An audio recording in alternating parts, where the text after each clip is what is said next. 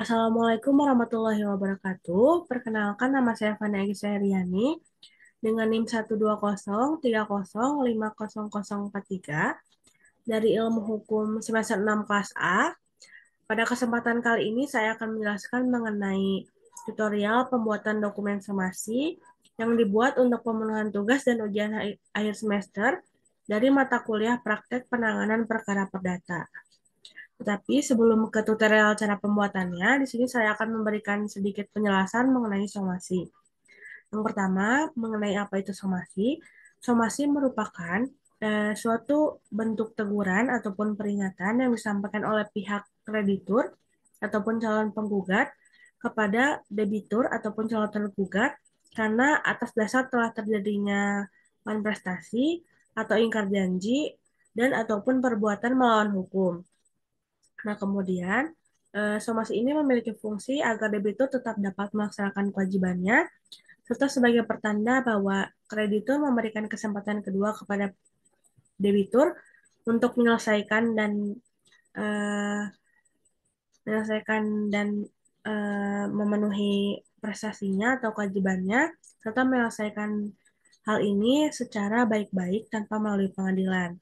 Tapi apabila setelah 3 kali dipanggil melalui somasi, debitur ataupun calon tergugat tidak mengindahkan panggilan tersebut atau hanya mengabaikan, maka dapat dilanjutkan ke arah pidana maupun perdata. Nah, kemudian mengenai somasi ini dapat dibuat oleh siapa saja dan terdapat dasar hukumnya pada pasal 1238 UH Perdata yang berbunyi bahwa si berutang adalah lalai apabila ia dengan surat perintah atau dengan sebuah akta sejenisnya itu telah dinyatakan lalai atau demi perikatannya sendiri ialah jika ini menetapkan bahwa si berutang harus dianggap lalai dengan lewatnya waktu yang ditentukan. Nah, kemudian bentuk somasi ini ada surat perintah, ada akta sejenisnya seperti akta otentik, kemudian ada perikatan sendiri yang biasanya terjadi apabila pihak-pihak menentukan terlebih dahulu saat adanya kelalaian dari debitur di dalam suatu perjanjian. Kemudian juga terdapat 5 kemungkinan sanksi yang terdapat dalam somasi yang diatur dalam pasal 1276 KUH Perdata, yang dimana terdapat sanksi untuk membatalkan perjanjian, melaksanakan perjanjian, membayar ganti rugi, ataupun membayar ganti rugi beserta membatalkan perjanjian, dan membatalkan perjanjian beserta dengan membayarkan ganti rugi.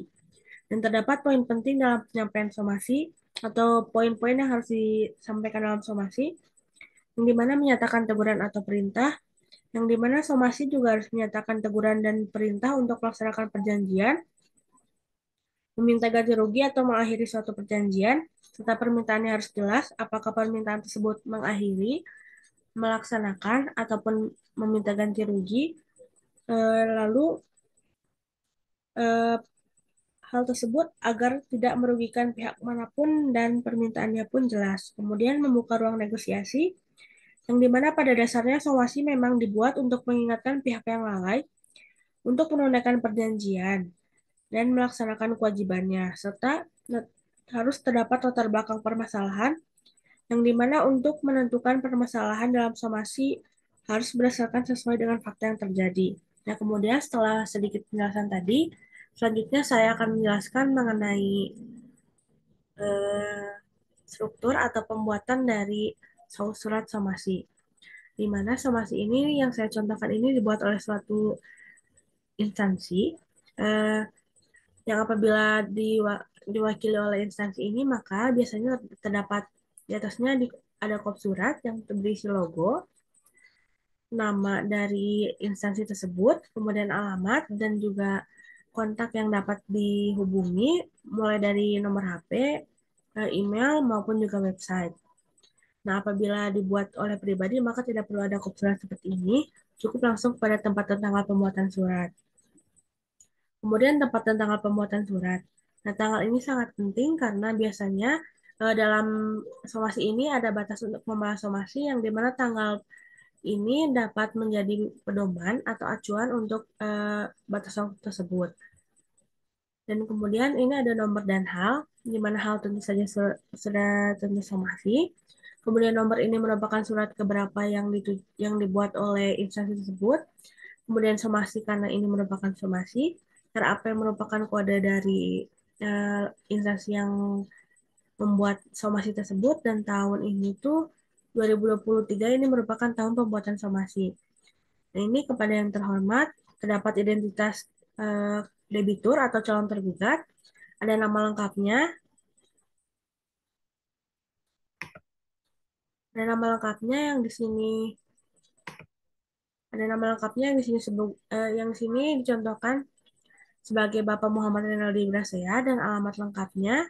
Kemudian terdapat kalimat dengan hormat, di mana di sini merupakan yang bertanda tangan di bawah ini merupakan dua advokat yang mewakili sang klien, yang dimana di sini kemudian ada penjelasan mengenai advokat tersebut berasal dari mana dan alamat tempat kerjanya di mana. Yang di sini disebutkan bahwa Fani dan Fali merupakan advokat pada kantor hukum Ray dan Partner Law Firm yang beralamat di Jalan Geraha Bukit Raya, Blok C2 nomor 3A, Kelurahan Cilame, Kecamatan Ngaprah, Kabupaten Bandung Barat, yang secara bersama-sama maupun dapat bertindak sendiri-sendiri menampingi dan mewakili untuk dan atas nama pemberi kuasa yang dimana kuasanya terlampir, lalu untuk dan atas nama klien. Dengan ini kami sampaikan somasi kepada Bapak Muhammad Rinaldi Brasea.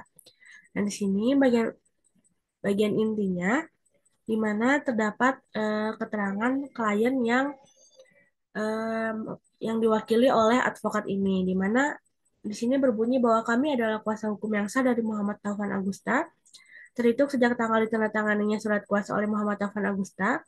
Apabila terdapat pihak-pihak yang mengaku sebagai pihak yang dikuasakan selain kami, maka hal tersebut adalah tindakan yang merugikan dan akan kami proses secara hukum. Jadi di sini yang diketahui bahwa yang hanya berhak untuk mewakili Muhammad Taufan Agusta dalam perkara ini adalah Fani dan juga Fali.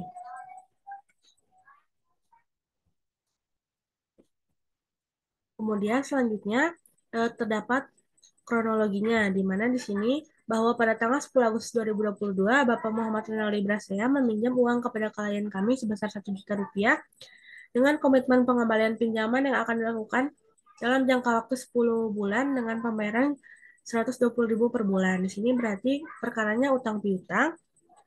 Kemudian berdasarkan kesepakatan pembayaran seharusnya diterima dalam tempo 10 bulan, yang mana jatuh pada tanggal 10 Mei 2023, namun hingga saat ini pembayaran utang hanya dilakukan sebanyak 2 kali dan sisanya belum juga diterima. Yang berarti ini debitur lalai untuk membayar utangnya karena sudah melewati tempo dan juga hanya melakukan kewajibannya sebagian.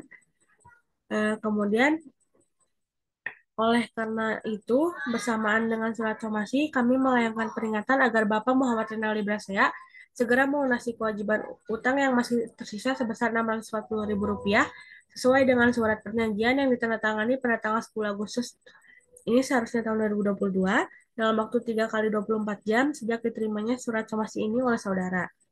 Nah, jadi poin kedua dan ketiga merupakan latar belakang masalah dari somasi ini. Kemudian selanjutnya untuk sanksinya, eh, kreditur ataupun yang di sini disebut sebagai Bapak Muhammad Taufan Agusta ingin haknya dipenuhi dengan Bapak Muhammad Rinaldi melaksanakan kewajibannya dengan membayar sisa hutangnya. Kemudian bahwa apabila dalam waktu tersebut saudara tidak menyelesaikan permasalahan ini, kami akan menempuh penyelesaian secara hukum baik pidana maupun perdata. Nah, ini berarti bahwa ini tuh sebagai bentuk bahwa apabila tidak diindahkan maka akan dilanjutkan perkaranya, dan juga sebagai langkah awal bahwa akan dilanjutkan ke arah pengadilan. Kemudian apabila ada hal-hal yang kurang jelas dan segala jenis pernyataan konfirmasi mediasi mengenai perkara ini dapat menghubungi kami. Di sini ada nomor kontak yang dapat dihubungi, yakni perwakilan advokat dan instansi yang membuat ini. Kemudian mohon kerjasama dan etikat baiknya untuk menghubungi saya terkait pelunasan utang. Demikian somasi ini dibuat, mohon untuk dipahami dan ditindaklanjuti sebagaimana mestinya. Nah, ini merupakan bagian penutup dan juga merupakan bagian peringatan untuk somasi ini dapat ditindaklanjuti atau dapat dibalas dengan menghubungi kontak yang telah terkait. Kemudian ini merupakan bagian dari identitas pembuat somasi yang di sini diwakili oleh advokat Fani dan juga Vali. Kemudian di sini terdapat hormat kami dan juga di sini nanti akan terdapat tanda tangan. Mungkin cukup sekian yang dapat saya sampaikan. Mohon maaf bila ada salah-salah kata baik yang disengajanya maupun tidak. Terima kasih atas perhatiannya. Wassalamualaikum warahmatullahi wabarakatuh.